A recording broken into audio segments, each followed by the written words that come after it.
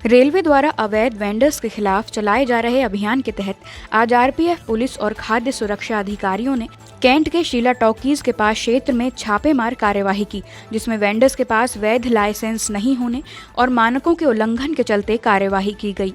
Jabalpur RPF को सूचना प्राप्त हुई थी कि कुछ अवैध वेंडर रेलवे स्टेशन के आसपास अवैध रूप से मकान लेकर वहाँ पे खाना बनाकर रेल यात्रियों को सप्लाई कर रहे हैं। इस क्रम में आज हमने रेलवे के आसपास मकानों में सर्च किया है। कुछ सूचना भी यानी हमको इनपुट्स मिले थे, उसके आधार पर हमने एक मकान पे आए हैं शीला टॉकीज के पीछे, जहाँ पाया है कि एक मकान में रेलवे यात्रियों के लिए खाद्य सामग्री का निर्माण किया जा रहा है। कोई लाइसेंस और नहीं दिखा पाए हैं।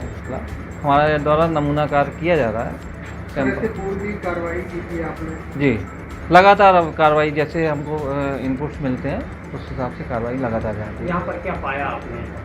अभी तो अनहाइजीनिक कंडीशन में किचन में यानी खाद्य पदार्थ का निर्माण हो रहा था, खाद्य सामग्री का। कुछ आपके खाद्य पदार्थ अमानक श्रेणी के भी प्रतीत हो रहे हैं, जिसके हम नमूना लेकर प्रयोगशाला में भेजा है। तिलवारा थाना क्षेत्र अंतर्गत शास्त्री नगर क्षेत्र में 2 बजे डंपर चढ़ाकर बाउंड्री वॉल तोड़कर और डंपर से ही दनादन फायरिंग करके आरोपी फरार हो गए। ये पूरी घटना क्षेत्र में लगे सीसीटीवी कैमरे में कैद हो गई। घर के लोग घटना के बाद से ही दहशत में हैं। मेडिकल में एम्बुलेंस संचालन का काम करने वाले ऋषभ वाल्मीकि ने एम्बुलेंस संचालन का ही काम करने वाले 4 अन्य लोगों पर डंपर चढ़ाने और फायरिंग के आरोप लगाए हैं। पुलिस FIR दर्ज कर मामले की जाँच में जुटी। कल हम लोग बाहर खड़े थे, मैं और मेरा परिवार और मेरे को जो ड्राइवर थे, तो रात में जित्तू, बड्डू और श्रीकांत और हर्ष यादव कार से निकले यहाँ पे गोली चलाते हुए, और उनके पीछे से एक हाईवा आया तो उसने हमारे घर की बाउंड्री तोड़ दी। हम लोग की एम्बुलेंस चलती है मेडिकल में, तो वो चलने नहीं दे रहे हम लोग की एम्बुलेंस। बोलते हैं तुम लोग को एम्बुलेंस नहीं चलने देंगे और चलाओगे तो जान से मार देंगे।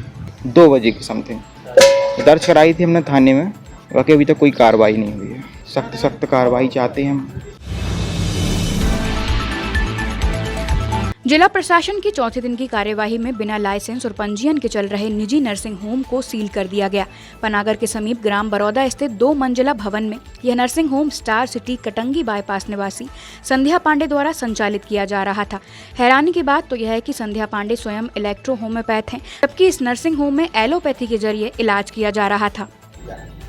पनागर ब्लॉक में बरौदा चौराहे पे एक डॉक्टर अपनी क्लिनिक चला रही थी, कोई डॉक्टर पांडे हैं, और उनके पास जो टीम माननीय कलेक्टर महोदय ने राज्य शासन के निर्देश से अलग अलग विभाग के अधिकारियों की टीमें बनाई हैं, जो हर ब्लॉक में अलग अलग ब्लॉक के लिए एक टीम है। वो हर तरह के जो कहना चाहिए दुकानें हैं, क्लिनिक हैं, हॉस्पिटल हैं, उनमें जाकर उन्हें पैरामीटर जो मापदंड हैं उनको चेक करना है। तो इस क्लिनिक में जो डॉक्टर साहब थी, उनके पास इलेक्ट्रो होम्योपैथी की कोई डिप्लोमा या डिग्री था, उसे उन्होंने चेक किया। फिर हमारे ऑफिस से कंफर्म किया कि क्या इलेक्ट्रो होम्योपैथी का अपन पंजीकरण करते हैं, तो बताया गया कि पंजीकरण नहीं किया जाता है। लेकिन उनकी क्लिनिक में जैसा बताया टीम ने कि एक पेशेंट को सेलाइन की ड्रिप चढ़ी हुई थी, एलोपैथी से संबंधित इंजेक्शंस वहाँ पाए गए। पहली मंजिल पर पलंग पड़े हुए थे। इसके साथ साथ जैसा बताया गया कि साहब एक कक्ष ये है जहाँ ये ऑपरेशन कक्ष है, वहाँ कुछ पाया नहीं गया, न किसी का ऑपरेशन हुआ देखा गया। लेकिन कुल मिलाकर जो वहाँ का कहना चाहिए परिस्थिति थी, वो उनके अनुकूल नहीं थी कि जिस विधा की वो डॉक्टर हैं वो इस तरह की दवाइयों का इंजेक्शन का इस्तेमाल कर सकें। तो जो टीम थी उन्होंने उसको कार्यवाही करते हुए उनकी क्लिनिक को बंद कर दिया।